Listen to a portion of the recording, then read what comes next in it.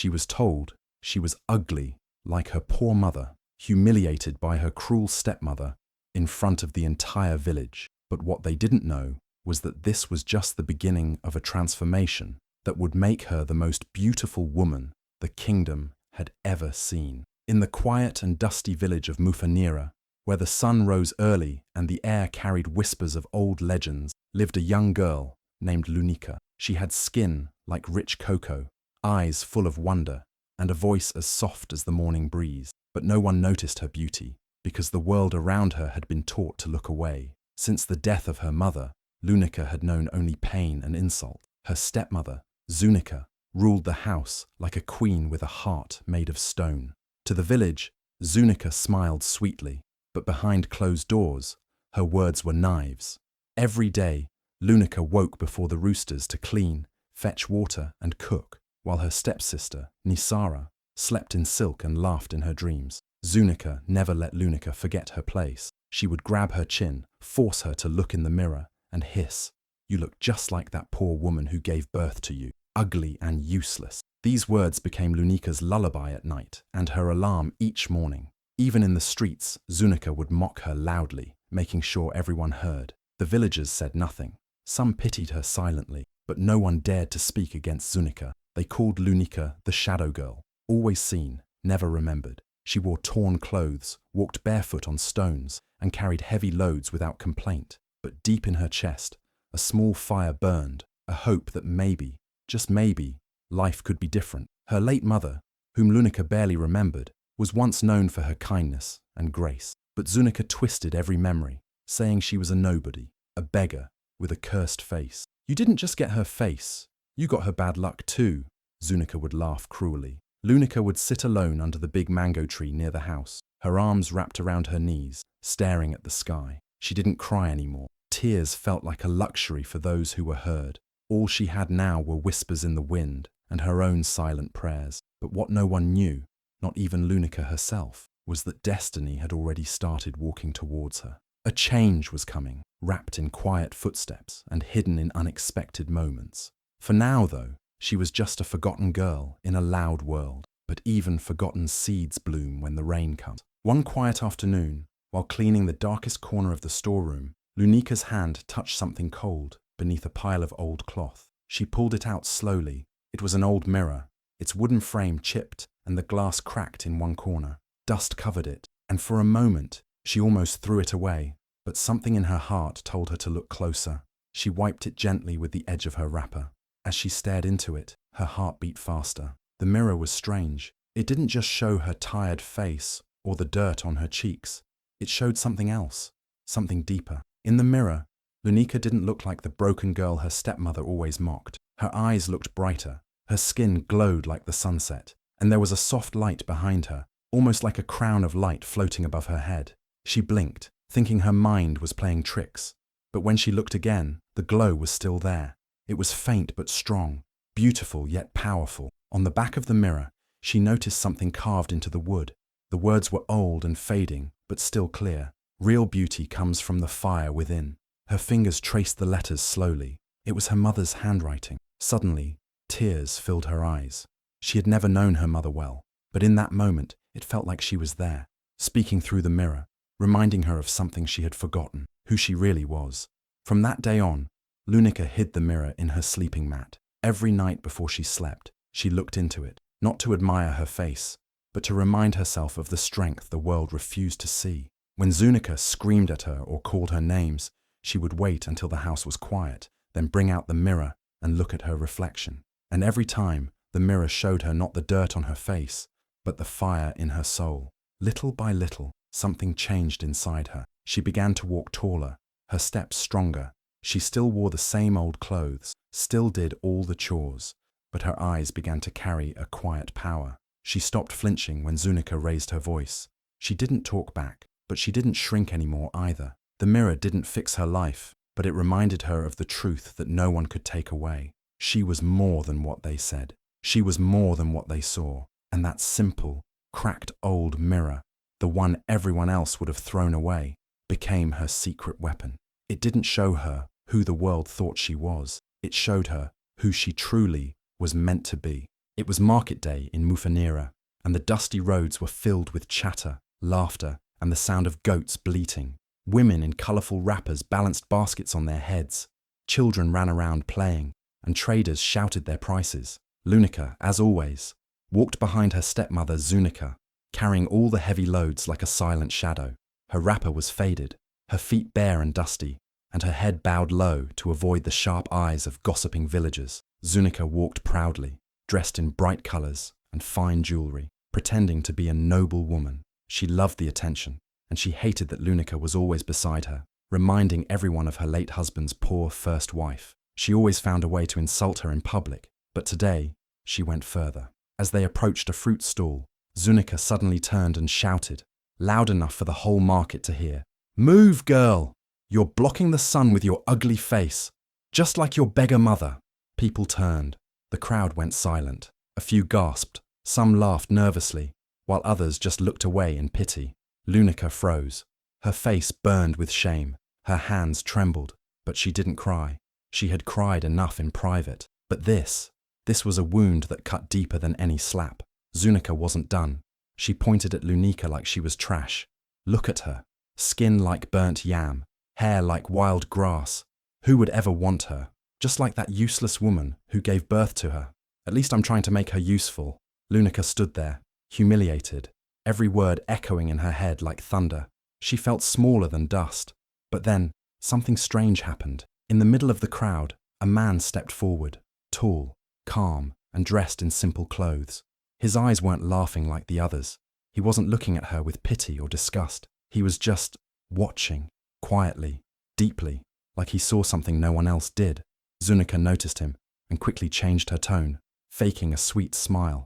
"Ah, my daughter is just shy," she lied, placing her hand on Lunika's shoulder, squeezing it hard.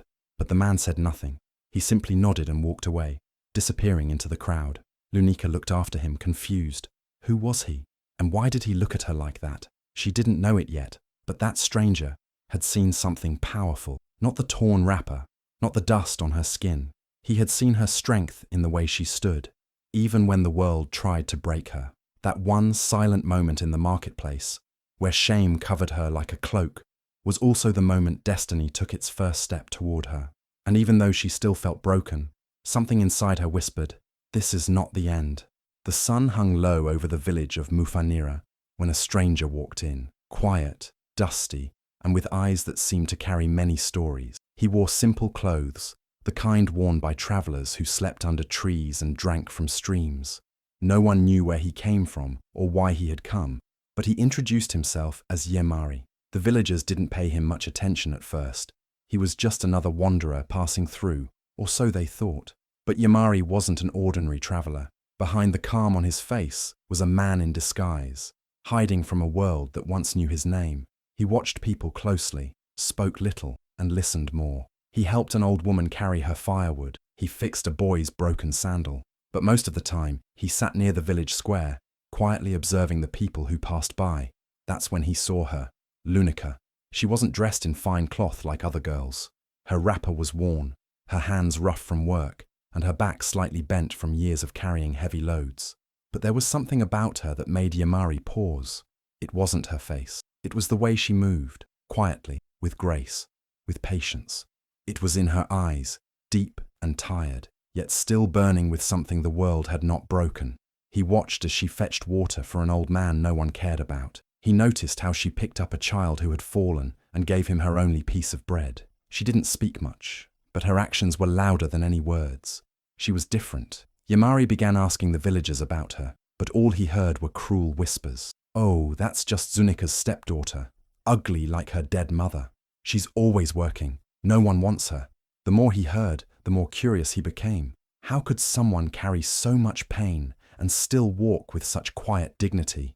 One day, from a distance, he saw Zunika shouting at Lunika again, calling her names, pushing her around like she was nothing.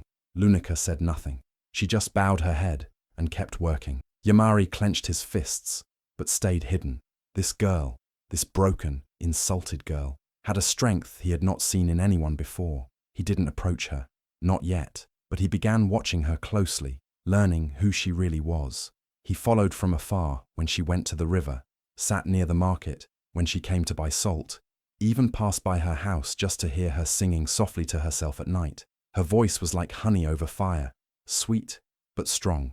Yamari had travelled far and seen many faces, but none stayed in his mind like Lunika. She had no idea who he was, or that someone was quietly seeing the light she carried inside. But destiny had already started tying their fates together. Something was about to change, not because of beauty seen with eyes, but because of a beauty only the heart could feel. One quiet morning, while escaping Zunika's cruel voice and the endless chores, Lunika wandered beyond the edge of Mufanira village. Her tired feet led her to a forgotten path, hidden beneath the tall grass and twisting vines. Something about the path felt familiar, like her feet had walked it before, even though she couldn't remember when. With each step, the air grew softer, the wind whispered gently, and the birds sang a song that seemed meant only for her.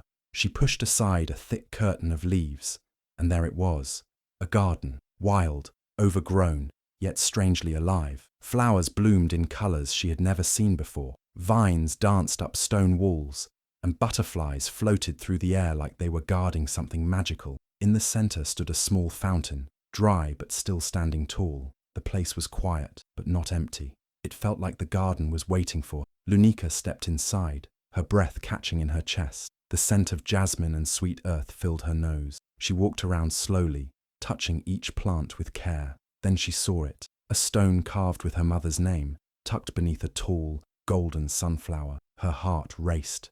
This was her mother's garden. This was where she had once planted, laughed, and maybe even dreamed. Tears filled Lunika's eyes, but they weren't from pain. They were from something warm she hadn't felt in a long time. Connection. She knelt down and began pulling weeds, touching the soil with her bare hands. She sang softly, a lullaby her mother used to hum. The wind seemed to hum with her, and the leaves rustled like they remembered the song too. Day after day, Lunika returned. She watered the dry roots, cleaned the paths, and brought life back to every corner. The more love she gave the garden, the more it gave back. Flowers bloomed brighter. The dry fountain began to trickle water again. The birds came in flocks. The trees gave shade and fruit. It was as if the garden was waking up from a long sleep. But what Lunika didn't know was that this garden was no ordinary place. Long ago, it was enchanted by the women of her bloodline, guardians of beauty, kindness, and hidden power. The garden's magic was sealed the day her mother died, and it could only be awakened by someone pure of heart. Lunika, through her love and quiet strength, had broken the silence. As she sat by the fountain one evening, a soft glow rose from the water. The stones around her shimmered faintly. A butterfly, glowing golden, landed on her shoulder. The garden had accepted. The magic had returned. She didn't fully understand what had happened, but she felt it deep inside. She was not alone anymore. Something ancient had awakened, and with it, her journey was about to change. This secret garden was more than a place of peace. It was the key to the destiny she never imagined. The village of Mufanira buzzed with excitement. News had arrived from the capital. King Zarumo had declared a grand festival of stars to be held under the light of the full moon. It would be the biggest celebration in decades, open to every girl in the kingdom. A beauty and talent contest would crown one young woman, the radiant star, and offer her a place in the royal court. Some even whispered that the winner might catch the eye of the king's only son, Prince Amelu. For many girls, it was a once-in-a-lifetime chance to escape poverty and enter a world of gold and silk. Everywhere in the village, girls started preparing, borrowing beads, braiding their hair, practicing dances and songs. But in Zunika's house, the air was thick with cruelty. As soon as Lunika showed a flicker of curiosity about the festival, Zunika crushed it with laughter. You think you can stand before nobles with that face? You are ugly like your beggar mother. Stay in your corner and scrub the floors. Lunika swallowed her tears and said nothing. She didn't dream of riches or palaces, but somewhere deep inside her, a soft voice whispered that she belonged among the stars too. Still, without clothes, money, or permission, the dream seemed impossible, but fate had other plans. One morning, a royal messenger arrived in Mufanira. He carried scrolls from the palace, one for each village elder. A new announcement had been added. The contest would not judge only physical beauty, but also talent, kindness, and courage. And every village could send one representative, selected not by wealth or status, but by secret vote among the people. The villagers, tired of Zunika's wicked tongue and moved by Lunika's quiet goodness, had already made their choice. Behind Zunika's back, they voted for Lunika. When Zunika found out, her anger exploded. She locked Lunika in the grain hut and gave the key to her own spoiled daughter, Farima, who hoped to steal the spotlight. "Let her rot in there," Zunika hissed. "She'll never leave this village." But destiny doesn't fear locked doors.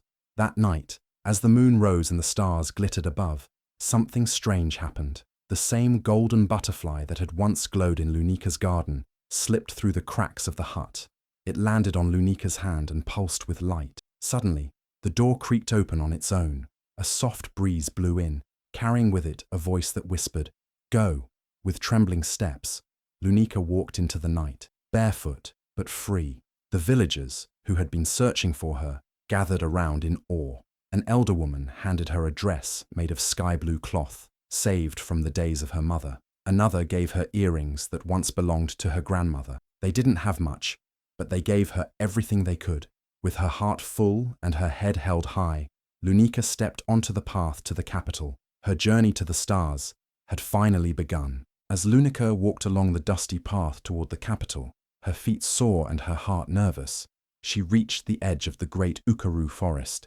The sun had set, and shadows stretched like long fingers across the road. She wasn't sure where she would sleep, but her spirit stayed strong. She had come too far to turn back now.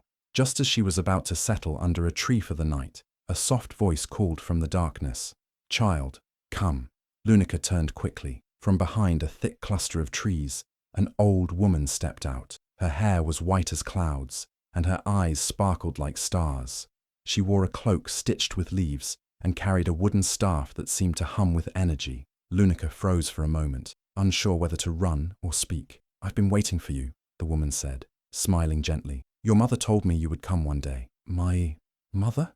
Lunika whispered, confused. The old woman nodded. "I am Mahala, the forest healer. Long ago, your mother brought you here as a baby. She said you would carry something special, something the world would try to crush, but could never destroy." Mahala led Lunika to a hidden grove in the forest, where a fire burned softly and the scent of herbs filled the air. She washed Lunika's feet, gave her warm food, and wrapped her in a robe made of silk woven with tiny stars. Then she looked into Lunika's eyes and said, "There is power in you, child, not of riches or fame, but the kind of power that heals, that sees truth, that loves deeply even when unloved." Mahala reached into a basket and pulled out a crystal vial. Inside it glowed a soft golden liquid. "This is the blessing your mother left behind. It can only awaken in a heart that remains kind despite pain, that sees beauty where others see shame." She dipped her fingers into the liquid and touched Lunika's forehead, heart, and hands. At first nothing happened, but then a quiet glow spread across Lunika's skin. Her scars faded, her eyes brightened, her hair shimmered like rivers under moonlight. Yet this was not a transformation of vanity. It was her true self, finally revealed. Lunika looked at her reflection in the water beside her and gasped, not because she looked different, but because for the first time she saw her own worth. "You are beautiful," Mahala said softly, "but not because of this glow. You were always beautiful. This just helps the world see what you already are." Lunika hugged the old healer tightly. Her heart felt light, her steps stronger. She didn't feel afraid anymore. The capital awaited, but she now carried more than hope. She carried her mother's magic, her own strength, and a beauty the world could no longer ignore. As she walked out of the forest, the stars above seemed to shine just for her. The capital city of Banzala glowed with lights, music, and laughter. As the Festival of Stars began, people from all over the kingdom gathered in the grand square, where lanterns floated in the sky and colourful dancers spun through the streets. The stage was set before the palace gates, and the air buzzed with excitement. Everyone waited to see the young women chosen from each village, dressed in their finest, ready to perform and shine. Nobles watched from golden balconies, and even Prince Emilu stood among the crowd, his eyes scanning with quiet curiosity. Then, from the edge of the square, a figure appeared. She wore a simple flowing dress, stitched with tiny stars. A soft veil covered her face, hiding her features.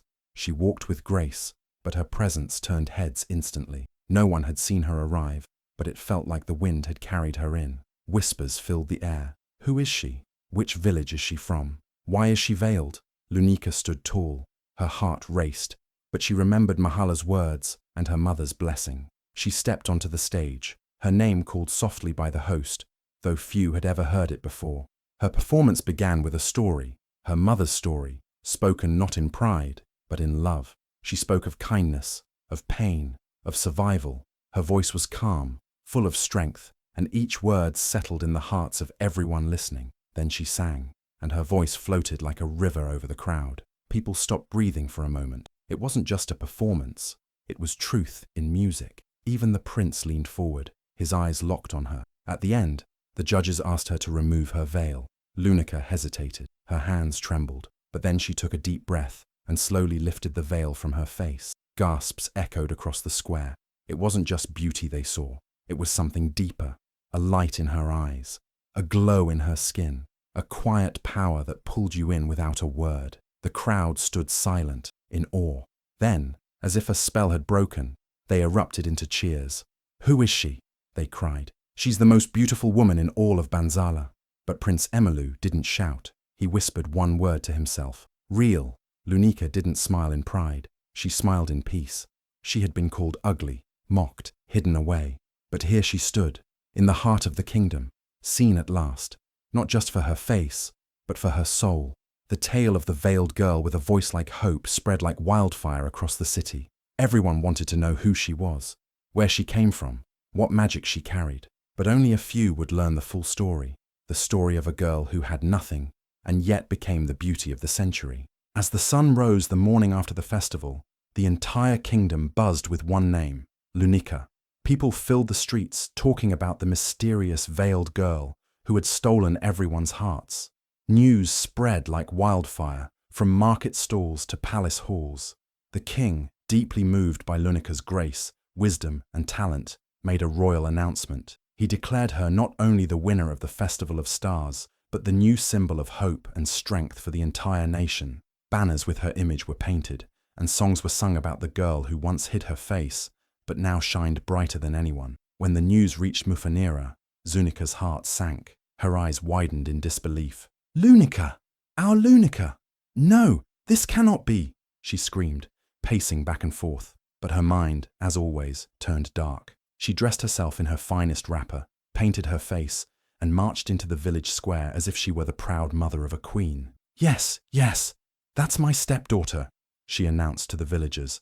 "She's always been so special, thanks to my upbringing. I taught her everything she knows." At first, some people looked at her with confusion, unsure of what to believe, but not everyone had forgotten. Elder women remembered the way Zunika screamed at Lunika in the marketplace. Young boys remembered how she forced Lunika to sleep on the floor and scrub pots until her fingers bled. The village healer remembered how Zunika once tried to sell Lunika's mother's belongings for coins. One by one, the villagers began to speak out. "You called her ugly in front of all of us," shouted one woman.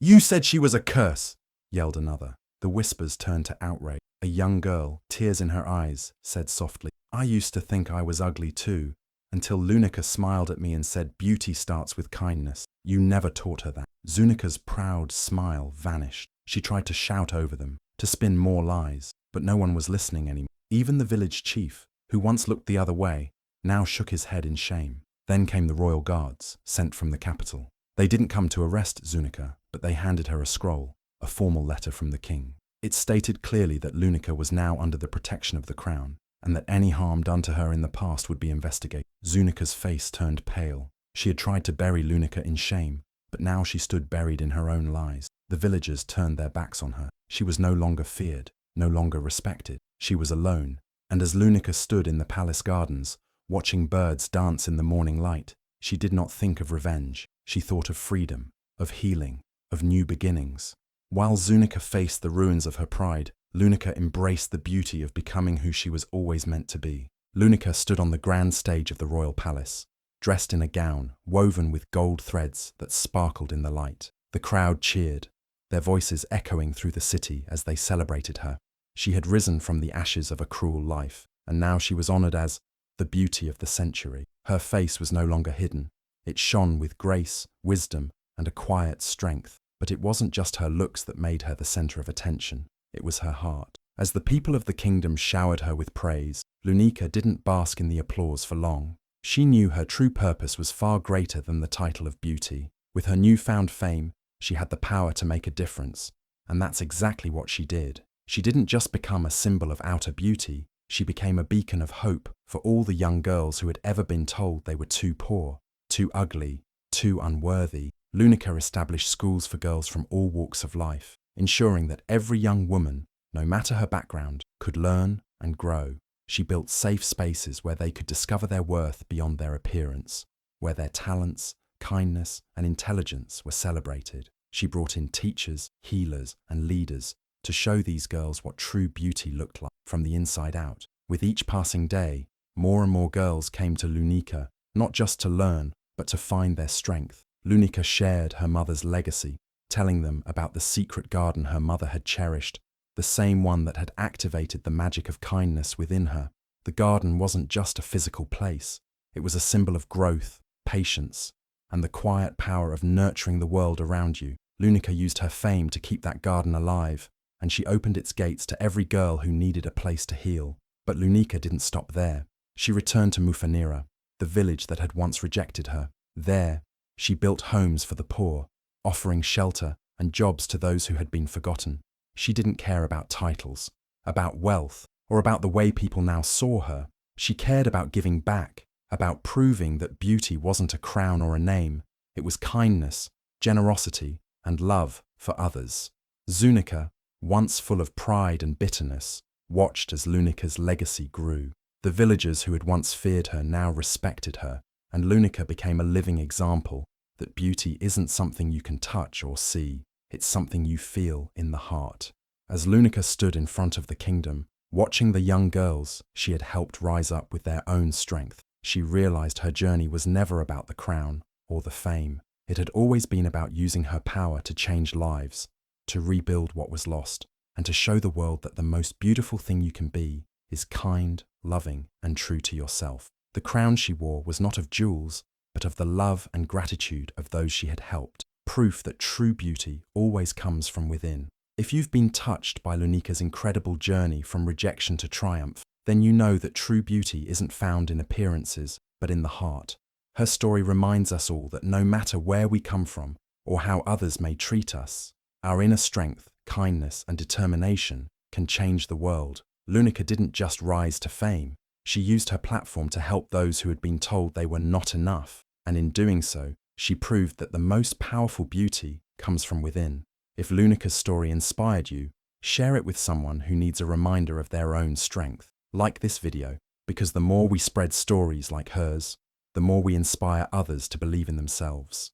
And if you want to see more heartwarming tales of resilience and hope, don't forget to subscribe to our channel. Your support means everything to us. By subscribing and sharing, you're helping to spread positivity and empowerment to the world. Thank you for being a part of this journey with us. Together, let's continue to inspire, uplift, and make the world a kinder, more beautiful place. Stay strong and keep shining.